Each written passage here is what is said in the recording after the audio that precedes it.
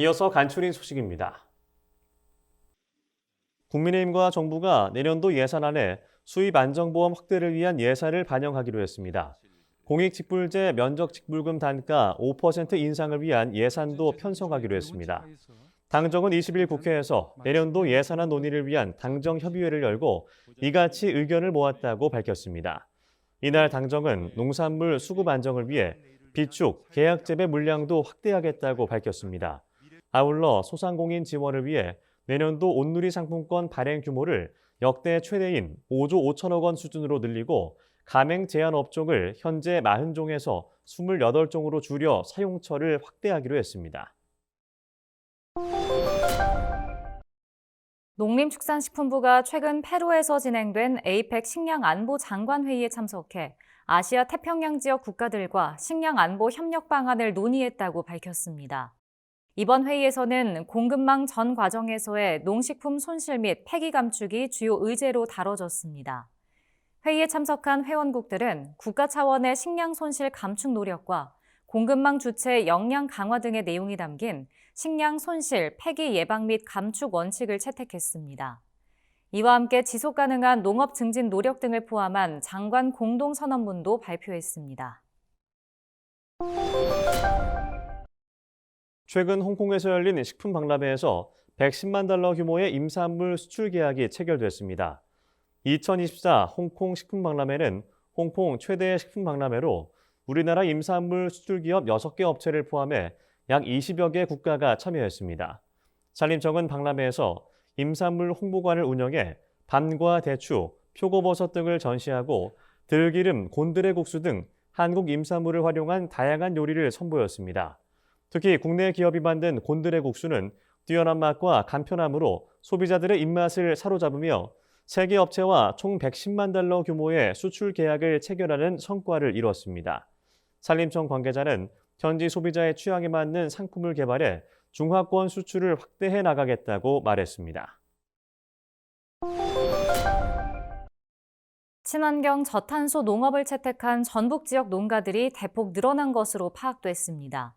전북도는 저탄소 농업 인증을 받은 농가들의 재배 면적이 지난해 1222헥타르에서 올해는 5004헥타르로 늘어 309%의 증가세를 보였다고 밝혔습니다.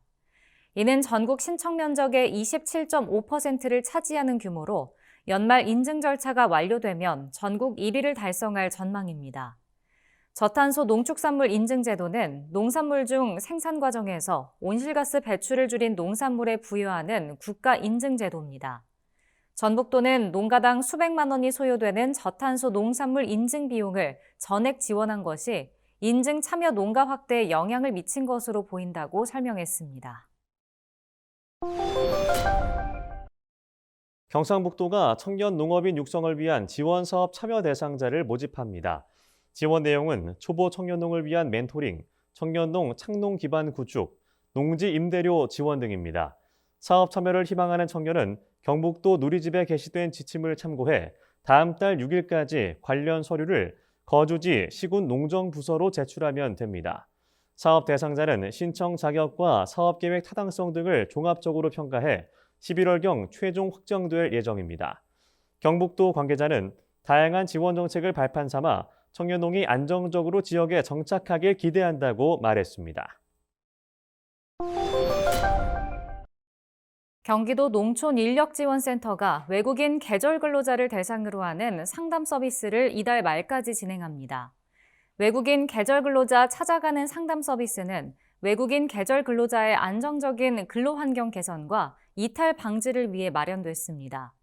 서비스 대상 지역은 여주시, 연천군, 안성시, 파주시, 양주시, 평택시 등입니다.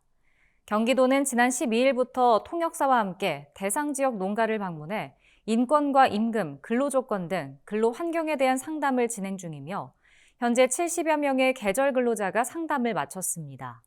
상담 결과는 외국인 계절 근로자 관련 제도 수립을 위한 자료에 반영될 예정입니다. 충남 태안군이 전국 최초로 농업용 드론 통합 시스템을 도입해 본격적인 운영에 나섭니다.